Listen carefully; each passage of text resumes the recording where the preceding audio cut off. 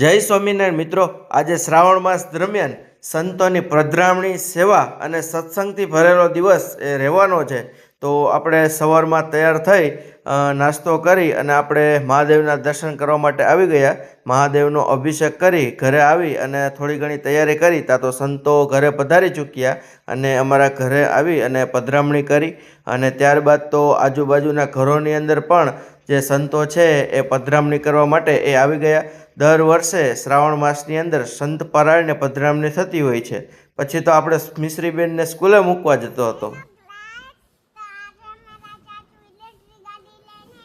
મને સ્કૂલે મૂકવા જાય છે।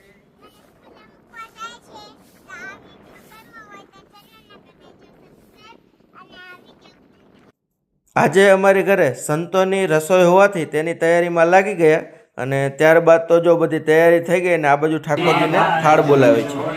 સાકર નાખી છે દૂધને પદ સારું રે, સાકર રાખી છે દૂધની પદ સાકર રે, ભાત ઘરે સંતો અને હરિભક્તો માટે રસોઈની તૈયારીઓ કરી। સંતોએ પણ રસોઈ બનાવી ઠાકોરજીને થાળ ધરાવ્યો અને સૌએ પ્રસાદી લીધી। ત્યારબાદ મેં પણ જમી લીધું અને ભોજન બાદ નવી ઇલેક્ટ્રિક બાઇક અંગે ચર્ચા થઈ અને પછી ઘરની બધી વ્યવસ્થામાં લાગી ગયા અને મિશ્રીબેન તો જો વાસણ ઉટકી રહ્યા છે।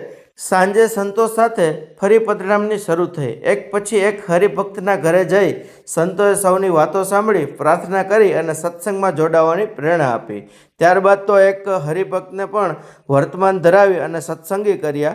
ત્યારબાદ અમારા હિમાંશુભાઈ બરસાની દુકાને પણ પધરામણી થઈ અને ત્યારબાદ તો અમારા વિશાલભાઈ ડોબરિયાની ઘરે સંતોએ આરતી અને થાળ ધરાવ્યા અને ત્યાં પણ રસોઈનું આયોજન હતું એટલે ત્યાં રાત્રિનું ભોજન કરી અને આપણે ઠાકોરજીના દર્શન કર્યા અને ઠાકોરજીના દર્શન કરી લીધા બાદ દિવસના અંતે સુંદર મજાની પારાયણનો અદ્ભુત કથા વાર્તાનો લાભ મળ્યો અને ત્યારબાદ બધા આરતી કરી અને પ્રસાદ લઈ અને છૂટા પડ્યા। જો વિડીયો ગમ્યો હોય તો લાઇક, શેર અને સબસ્ક્રાઈબ કરવાનું ભૂલતા નહીં। જય સ્વામિનારાયણ।